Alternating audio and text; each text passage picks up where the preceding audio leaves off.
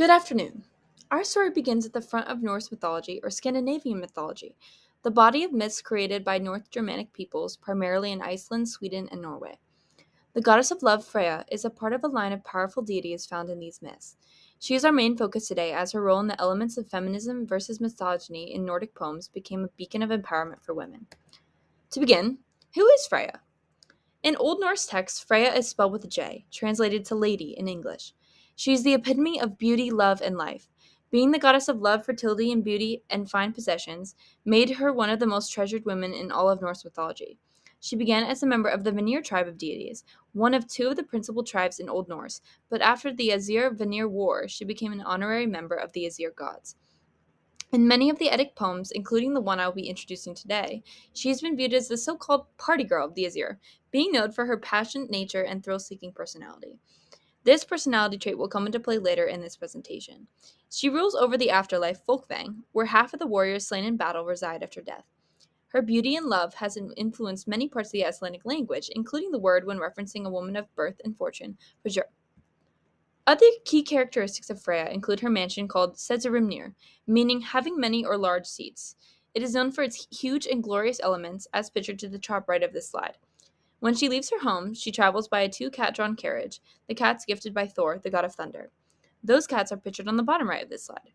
Freya, historically, was known for her giving nature and willingness to help those who needed her. Despite this, she is known as the fair weeping goddess. In the absence of her husband Odur, she cries tears of pure gold. In many Norse poems, gold is actually referred to as Freya's tears, or the rain of Freya's brows or cheeks. While tears do relate to her sadness, they also resembled her beauty and love for herself and her husband. To quote the book of Norse mythology, The Religion of Our Forefathers, Freya is the goddess of love between man and woman. Hence, we find her nature, beauty, grace, modesty, the longings, joys, and tears of love. And we find also that burning love in the heart which breaks out in wild flames.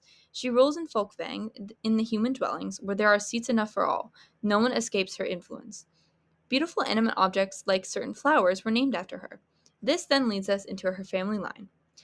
Her family tree is more or less complicated than most, as her mother is not fully identified, but is speculated to be Njord's unnamed sister. Njord, the god of the sea, is her father, and also is the father of Freyja. They each married and had several children.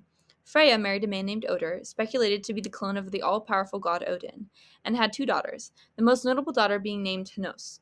Hnoss was as beautiful as her mother and was named after the Icelandic word for nice things, Hnossi. Her family tree specifically comes into play in the poem I will introduce now, Lokasenna. It is a part of the Poetic Edda, which is a series of poems covering different stories in Norse mythology.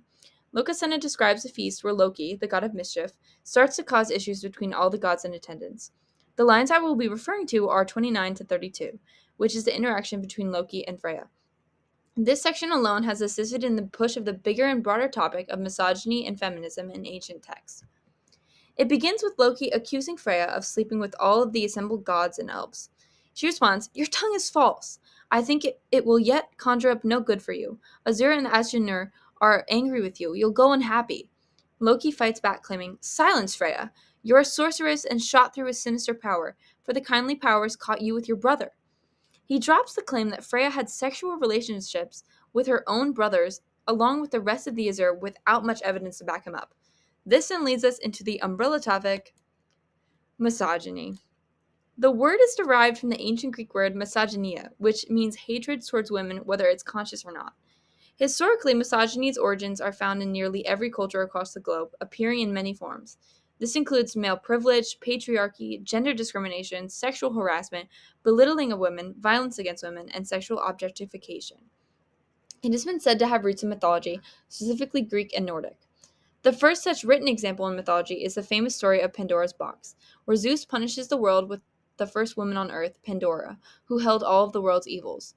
Now that we know its background, it's time to deep dive into how Norse mythology, specifically in Lokasenna, have contributed to this long ideal of misogyny. Loki, not just in Lokasenna, is known for his belittling of women, as he accuses several other goddesses of the same thing that he accused Freya of. She is defended by her father, though, saying it was irrelevant if she had taken lovers other than her husband. There is a pattern of this kind of disrespect towards the goddesses, whether the accusations were actually true or not. Misogyny takes its form in the belittling of women in Old Norse, but in turn it introduces feminism. In Icelandic scriptures, women are traditionally portrayed as powerful in gender and sexuality. This causes a conflict between the misogynistic tendencies of the male deities and the dominance of the female deities in battles. The women were written as still the most domestically advanced, meaning their main goal was fertility and following out their natural duties of having children. But in many cases, men felt envy towards the pregnancies, sexual experiences, etc., that the women could experience, including Loki, who ends up shapeshifting and giving birth. Jumping back into Freya specifically, despite her history of being abused by men, she was still one of the first deities in ancient European mythological texts that is portrayed as more than just sex, fertility, and love. She is a professional slash semi-professional practitioner of cedar, the most organized form of Nordic magic. Those who practiced this magic were called Volva. She is the first to introduce this form of magic to the gods and humans. Despite Odin being the other ruler of the afterlife, Freya gets to be the one to choose which warriors come to her afterlife realm, giving Odin the ones she does not want. Even in Lokasenna, she is the one who defends Frigg, another goddess practitioner of magic, and threatens Loki that Frigg knows the fate of all being. Thus, her infidelity in her marriage is irrelevant to her power. I could go on and on about how Freya is the epitome of women empowerment in mythology, and is one of the few examples of how, despite the pressures of men and internalized misogyny, she still is one of the most powerful deities. To bring it full circle, I had originally aimed for this project to deep dive into the negative effects of misogyny, but after researching, I found that though the history is deep in male ideals, women in Norse mythology are still powerful and a dominant energy. Feminism, though many consider a modern ideology, has its roots in Norse and Scandinavian mythology, even if it's not outwardly saying it. Freya has become a beacon of hope that women could hold a place of power in European countries hundreds of years ago. Look where we are now. And we can thank goddesses like Freya for introducing feminism to the world and depowering misogyny. Thank you.